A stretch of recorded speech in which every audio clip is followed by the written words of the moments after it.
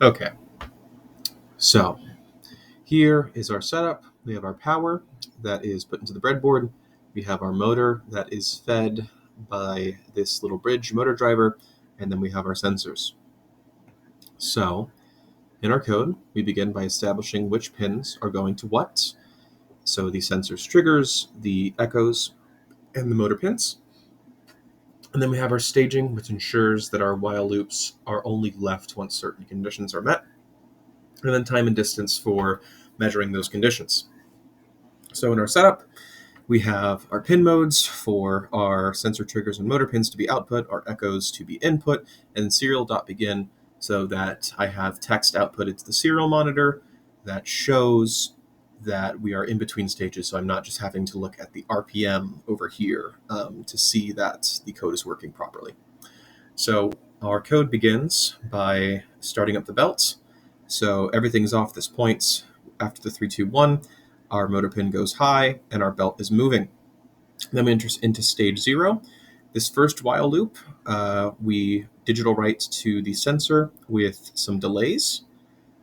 And in that time, we get our pulse in to read the time.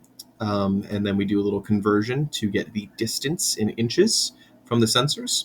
And if that distance is less than 15, in which case, if we imagine in a 3D space, the conveyor belt is coming along and we have the can going here, and this detects the shaker. Say the shaker is over here, and the can comes, and suddenly that hits the threshold. Say shaker's here at 20 inches, this is 15 inches, and this is where the can is. Oh, hey, the can's in range. That's going to increment our stage, so we leave this while loop, and it's going to, at the same time, print out shaker's been reached, waiting 5 seconds for can removal. So we stop the belt because the shaker's been reached so that we don't move past it, and we wait 5 seconds for the shaker itself to grab onto the can, lift it off the track. And then our second while loop in stage 1 is waiting for the can to be shaken. So the can's in the air, our ultrasonic distance sensors are detecting the shaker, not the can, so it's going to be above 15. And so it's an identical sensory loop with that calculation.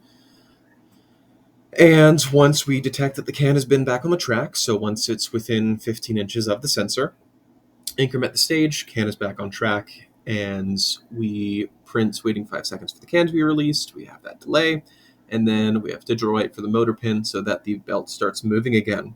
Our third and final while loop in stage 2 is the motor is going. We're transferring between the shaker and the dropper, all the same code. And then once that dropper distance, but if you notice on here, it's sensor trigger 2, because this is using the first sensor. So our stage 0 and stage 1 while loops are using our first sensor to detect, if we imagine can goes here, okay, belt stops, it gets lifted into the air, it's shaken, gets put back onto the track, detects that it's going, and then here, and then this sensor does not matter for stage 2 because we are using sensor 2.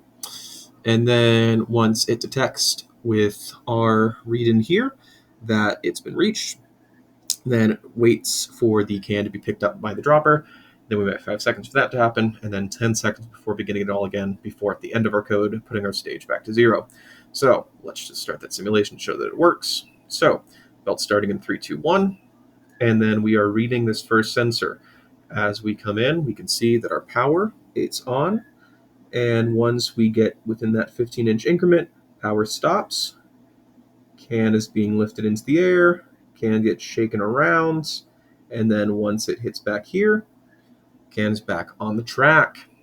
Waiting 5 seconds for can to be released. Can's released, motor starts. We transfer from sensor 1 into sensor 2 range. Sensor 2 hits, motor stops because the dropper is picking the can up off the track. And then we wait 10 seconds before beginning the next cycle, and I'll just show that it cycles properly and that the code is complete. Belt starting in 3, 2, 1, and belt goes on. And that's the code.